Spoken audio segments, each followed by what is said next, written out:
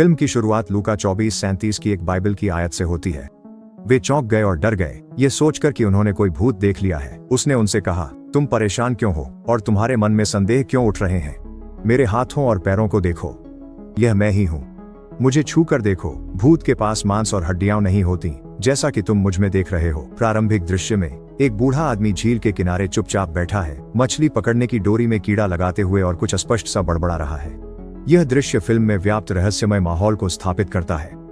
दक्षिण कोरिया के छोटे ग्रामीण शहर गाकसियोंग, जिसका अर्थ है विलाप, में पुलिस अधिकारी जोंगगू को एक भयानक अपराध स्थल की जांच के लिए बुलाया जाता है।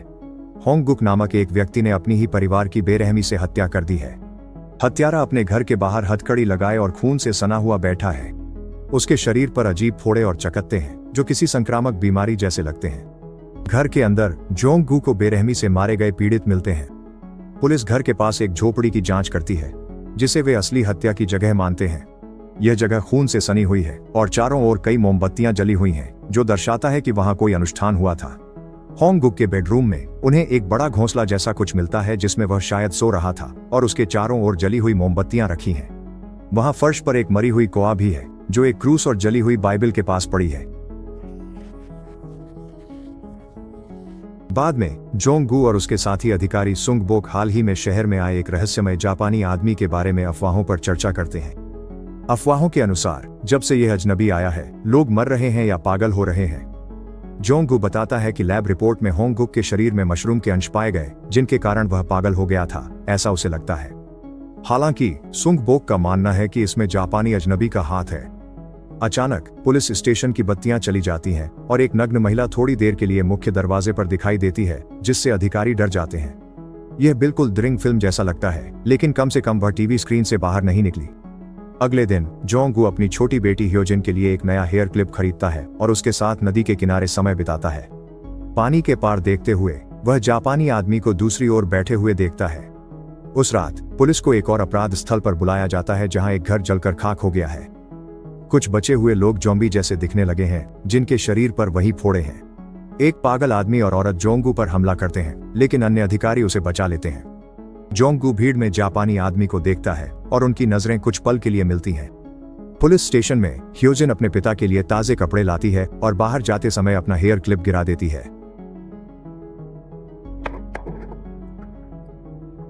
जोंगगू को एहसास होता है कि जिस पागल औरत ने उस पर हमला किया था, वही थी जो पहले स्टेशन पर नग्न अवस्था में आई थी। उसका शरीर भी होंगगुक की तरह फोड़े फुंसियों से भरा हुआ था।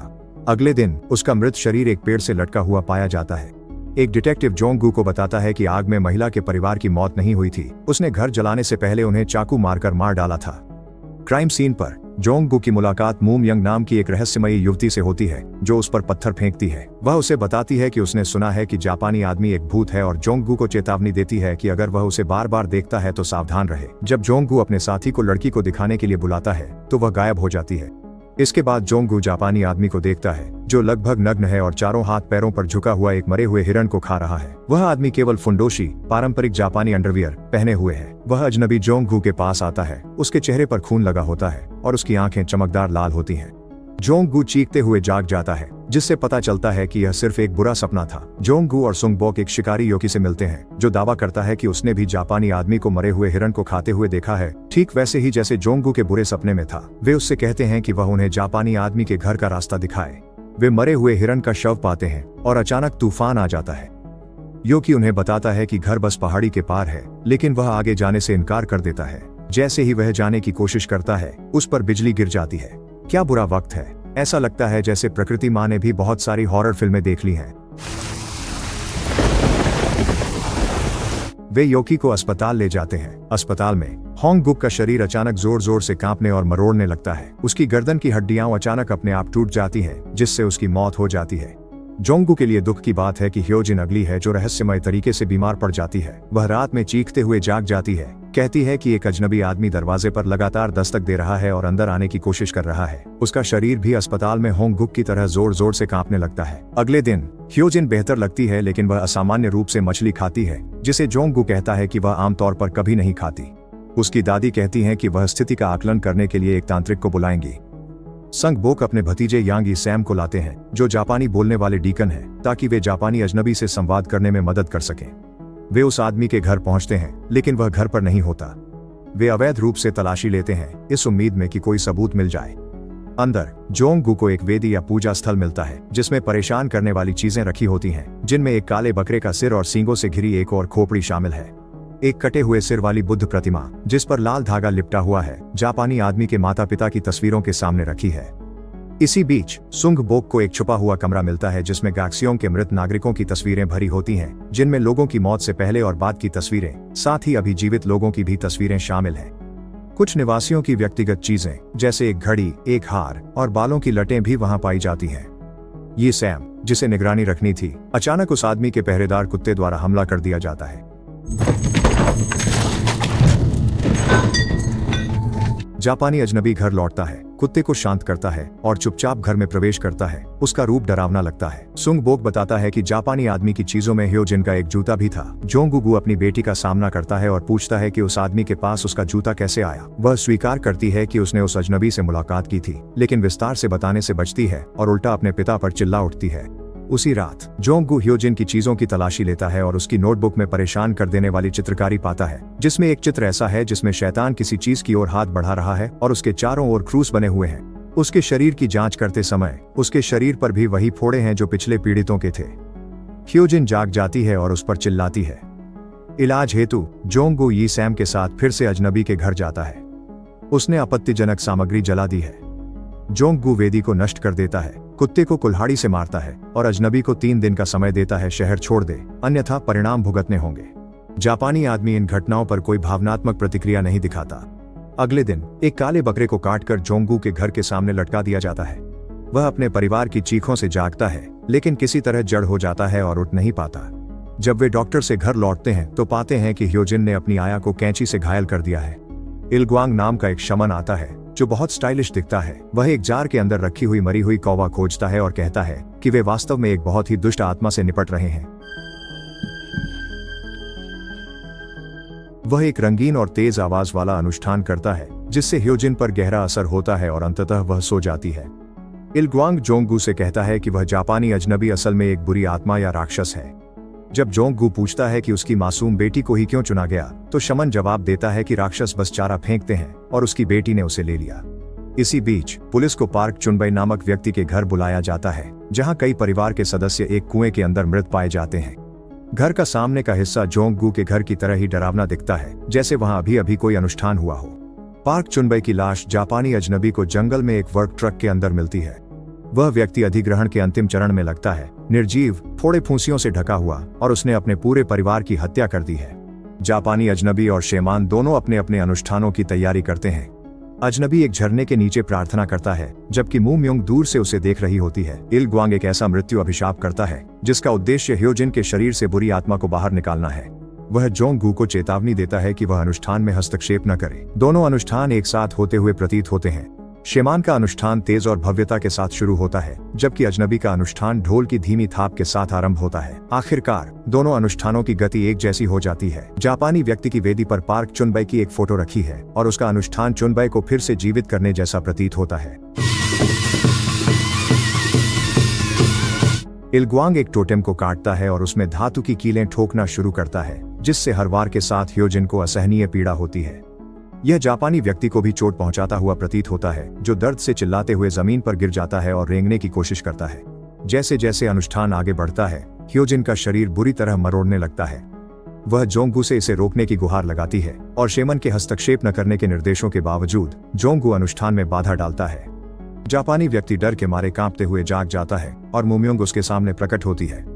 ह्योजिन को जल्दी से अस्पताल ले जाया जाता है और वह कोमा में चली जाती है। जोंग-गू और यी सैम स्थानीय चर्च के पादरी से सलाह लेते हैं, जो जापानी व्यक्ति के बुरे होने के उनके दावों को खारिज कर देते हैं, यह कहते हुए कि ये केवल अफवाहें हैं जिन्हें तब तक साबित नहीं किया जा सकता जब तक आपने उन्हें अपनी आंखों से न देखा हो। जोंग-गू जापानी व्यक्ति को मारने का फैसला करता है और अपने दोस्तों की मदद लेता है। वे पार्क चुनबई के ट्रक को ढूंढ लेते हैं, लेकिन वह अब उसमें नहीं है। उसके घर तक उसके निशान का पीछा करते हुए वे चुनबई से टकराते हैं, जो अब मांस खाने वाला ज़ॉम्बी बन चुका है। जोंग-गू और उसके दोस्तों पर बेरहमी से हमला किया जाता है, जैसे हॉस्पिटल में होंगगुक पर हुआ था। अचानक चुनबई की हड्डियां अंदर से टूट जाती हैं, जिससे उसकी मौत हो जाती है। जोंग-गू देखता है कि जापानी आदमी पेड़ों के बीच छिपा हुआ देख रहा है। वे जंगल के बीच दौड़ाते हैं। बूढ़ा आदमी खाई के किनारे पहुंच जाता है जहां जाने के लिए कोई रास्ता नहीं होता। जोंगगू और उसके दोस्त वहां पहुंचते हैं लेकिन कोई नहीं मिलता। जोंगगू टूटकर रो पड़ता है। ह्योजिन को बचाने के लिए बेताब है। जापानी आदमी मुश्किल से खाई के किनारे लटका हुआ है। वह नीचे गिर जाता है लेकिन किसी की नजर में नहीं आता। जैसे ही समूह वहां से जाता है, जापानी आदमी अचानक फूट फूट कर रो पड़ता है। यह पहली बार है जब उसने कोई भावना दिखाई है। वह दूर से मू म्यूंग को अपनी ओर देखते हुए देखता है और उसके पीछे दौड़ने लगता है। जैसे ही जोंगगू गाड़ी चलाकर जा रहा होता है, जापानी आदमी अचानक पहाड़ की ढलान से गिरता है और जोंगगू के ट्रक से टकरा जाता है। जोंगगू और उसके दोस्त लाश को पहाड़ के पार फेंक देते हैं, जबकि मू म्यूंग ऊपर से यह सब देखती है। इलग्वांग घोषणा करता है कि ह्योजिन में समाया हुआ दुष्ट आत्मा पराजित हो चुका है। जोंगगू अस्पताल की ओर दौड़ता है और पाता है कि उसकी बेटी सामान्य अवस्था में लौट आई है। एक समाचार प्रसारण में बताया जाता है कि एक संदिग्ध को मशरूम टॉनिक मामले में गिरफ्तार किया गया है, जिसे पुलिस लोगों के पागल होने का कारण मानती है। ये साम, जो अब अस्पताल में अपनी चोटों से उबर रहा है, जापानी आदमी और जो कुछ भी उसने देखा उसकी झलकियों से परेशान है। उसे पता चलता है कि सुंग बोक अब पागल हो गया है और उसने अपनी मकान मालकिन की बेरहमी से हत्या कर दी है। मैं दवा खरीदने आया था। घर लौटने पर ह्योजिन ठीक लगती है और जोंगगू शेमन द्वारा छोड़ी गई चीजों को साफ करने की कोशिश करता है। उसकी सास उसे कहती है कि उन्हें वैसे ही छोड़ दो क्योंकि जो कुछ भी हुआ है उसके लिए शेमन का धन्यवाद करना चाहिए। जोंगगू को इलग्वांग की कई कॉल्स आती हैं, लेकिन वह उन्हें अनदेखा कर देता है। इलग्वांग जोंगगू के घर पहुंचता है और अचानक उसकी नाक से बहुत ज्यादा खून बहने लगता है। मूम्योंग अंधेरे से बाहर निकलती है, जिससे इलग्वांग को अचानक उल्टियां होने लगती हैं। डर के मारे वह अपने घर लौटता है, अपना सामान पैक करता है और शहर छोड़ने की कोशिश करता है। उसकी गाड़ी के शीशे पर हजारों टिड्डियां उड़ उड़कर चिपक जाती हैं, जिससे वह मजबूरन वापस शहर की ओर गाड़ी मोड़ता है। आखिरकार इलग्वांग जोंगगू से फोन पर संपर्क करता है और उसे तुरंत अपनी बेटी के पास लौटने के लिए कहता है। वह दावा करता है कि मूम्योंग ही वह दुष्ट आत्मा है जो शहर को नुकसान पहुंचा रही है और जापानी आदमी असल में एक शमन था जो उसे रोकने की कोशिश कर रहा था। ये साम, जो अपनी आस्था पर गहरा संदेह कर रहा है, दरांती लेकर जापानी आदमी के घर लौटता है। वह देखता है कि दूर एक गुफा से रोशनी आ रही है। जोंगगू घर लौटता है और पाता है कि ह्योजिन गायब है। उसे ढूंढते समय वह मूम्योंग से मिलता है, जो उसे बताती है कि ह्योजिन अब भी भूत प्रेत के कब्जे में है और जापानी आदमी अब भी जिंदा है। वह कहती है वह दानव है जिसे मौत छू नहीं सकती। महिला समझाती है उसने दानव पकड़ने के लिए जाल बिछाया है और जोंगगू को बस विश्वास रखना है, तब उसकी बेटी बच जाएगी। वह कहती है कि जब दानव जाल में फंस जाएगा तो मुर्गा 3 बार बांग देगा और उसे तीसरी बांग के बाद ही अपने घर की दहलीज पार करनी चाहिए। दूसरी बांग के बाद जोंगगू पूछता है कि यह सब क्यों हो रहा है।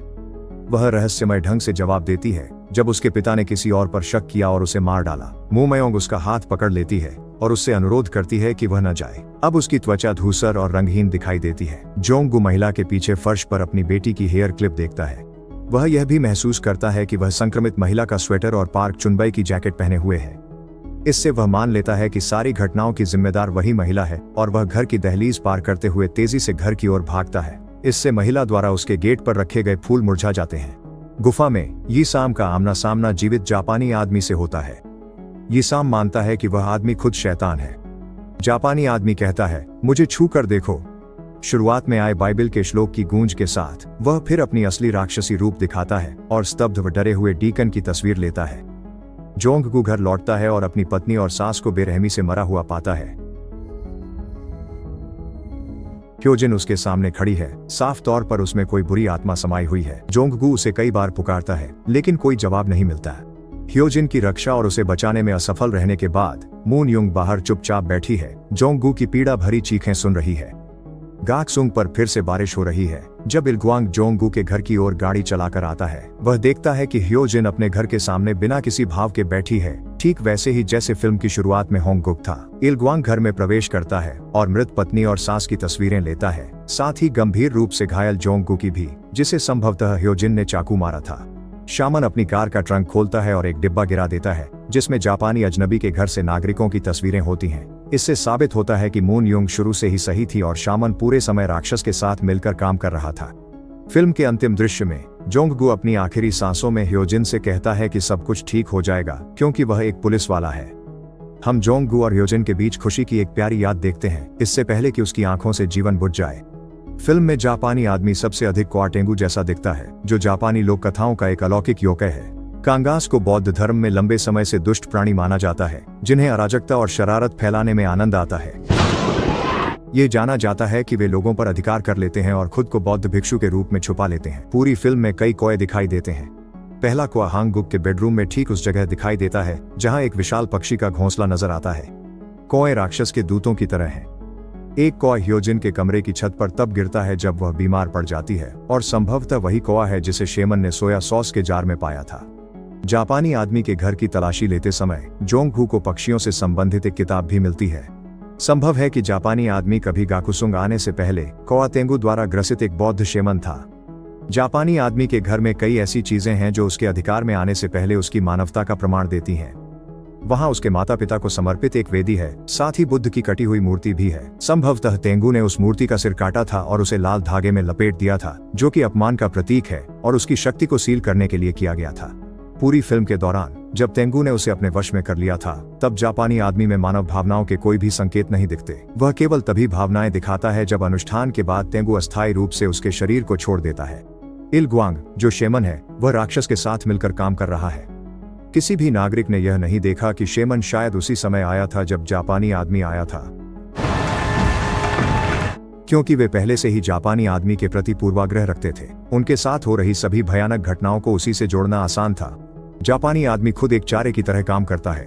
रहस्यमय जापानी अजनबी शहर में आता है और लोग बीमार पड़ने और भूत प्रेत के वश में आने लगते हैं। कोरियाई शेमन इलग्वांग एक झूठे अनुष्ठान के जरिए उन्हें फंसाता है, जो असल में दानवी अधिपत्य को पूरी तरह से पूरा करने के लिए किया जाता है। शुरुआती अफवाहों में से एक यह थी कि जापानी अजनबी ने उस महिला के साथ यौन शोषण किया था जिसका घर जल गया था, जिससे यह संकेत मिलता है कि बीमारी की शुरुआत में यह यौन संपर्क के माध्यम से फैल सकती है। अधिपत्य की प्रक्रिया एक पैटर्न का अनुसरण करती प्रतीत होती है। बीमारी की शुरुआत में यह यौन संपर्क के माध्यम से फैलती है। दानव किसी व्यक्तिगत वस्तु पर अधिकार कर लेता है, व्यक्ति पर अधिकार हो जाता है, शेमन से संपर्क किया जाता है और वह अनुष्ठान करता है जो वास्तव में अधिपत्य को पूरा करता है और अधिपत्य में आए व्यक्ति से हत्या करवा देता है। एकमात्र व्यक्ति जो इन चरणों का पालन किए बिना अधिपत्य में आया वह सुंगबोक था। हालांकि संभवतः दानव ने सुंगबोक और यी सैम दोनों को व्यक्तिगत रूप से निशाना बनाया था, क्योंकि वे जोंगगुगु के साथ उसके घर को परेशान करने में शामिल थे। ह्योजिन खुद भी संभवतः दानव द्वारा यौन शोषण का शिकार हुई थी।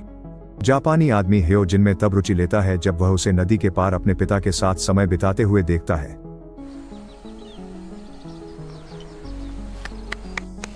पुलिस स्टेशन में हेयर क्लिप छोड़ने के बाद जब वह अकेले घर लौट रही थी, संभावना है कि उसने जापानी आदमी से मुलाकात की जिसने उस पर हमला किया और उसका जूता ले लिया। जब जोंगू ने ह्योजिन से दानव को बाहर निकालने के लिए इलग्वांग को बुलाया, तो वास्तव में वह एक ऐसा अनुष्ठान कर रहा था जिससे उसकी दानवी अधिपत्य पूरी तरह से पूरी हो सके। वह एक जांगसुंग, जो कि गांव का रक्षक टोटेम प्रतीत होता है, को काटता है और उसमें धातु की कीलें ठोकना शुरू कर देता है। इससे ह्योजिन को असहनीय पीड़ा होती है और उसकी सारी सुरक्षा हट जाती है, जिससे उसका शरीर पूरी तरह दानव के कब्जे के लिए असुरक्षित हो जाता है। निर्देशक ना होंगजिन जानबूझकर दोनों अनुष्ठानों को दिखाते हैं, इलग्वांग का और जापानी आदमी का, ऐसे तरीके से कि दर्शकों को लगे कि ये दोनों एक साथ हो रहे हैं। इसका उद्देश्य दर्शकों को यह सोचने के लिए भ्रमित करना है कि इलग्वांग ह्योजिन से दानव को बाहर निकाल रहा है और जापानी आदमी को नुकसान पहुंचा रहा है। हालांकि वास्तव में मूम यंग ही उसे दर्द पहुंचा रही थी और जापानी आदमी से टेंगू को बाहर निकाल रही थी। जापानी आदमी, इलग्वांग और मूम यंग सभी ने सफेद वस्त्र पहने हुए हैं, जिसका उद्देश्य दर्शकों को भ्रमित करना है कि असली अच्छा कौन है और बुरा कौन है। जोंगू और उसके दोस्तों द्वारा पीछा किए जाने के बाद जापानी आदमी, जो अब अधिपत्य में नहीं है, दूर से मूम यंग को उसे देखते हुए देखता है और उसके पीछे भागने लगता है, शायद मदद मांगने के लिए, जो वह देना नहीं चाहती। शहर की संरक्षक रक्षक होने के नाते उसकी मदद करने का एक खास तरीका है और वह कभी भी सीधे हस्तक्षेप नहीं करती। साथ ही चूंकि जापानी आदमी एक अजनबी है, हो सकता है कि उसे उसकी मदद करने की अनुमति न हो। किसी तरह जापानी आदमी सीधे जोंगू की ट्रक में गिर जाता है और मारा जाता है। यही वह क्षण है जब जोंगू एक पाप करता है और मूम यंग के लिए चीजें और जटिल कर देता है, जो उसके परिवार की रक्षा करने की कोशिश कर रही है। यह स्पष्ट नहीं है कि जापानी आदमी पहाड़ की ढलान से कैसे गिरा। हो सकता है कि वह टेंगू की अलौकिक दखलंदाजी के कारण फिसल कर गिर गया हो। यह वही जाल था जो राक्षस ने जोंगू को पाप करने के लिए बिछाया था।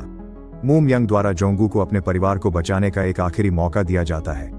यह मूल रूप से संरक्षक और राक्षस के बीच अंतिम मुकाबला है, जो जोंगू के परिवार पर नियंत्रण के लिए लड़ रहे हैं। जोंगू की आस्था को आखिरी बार परखा जा रहा है।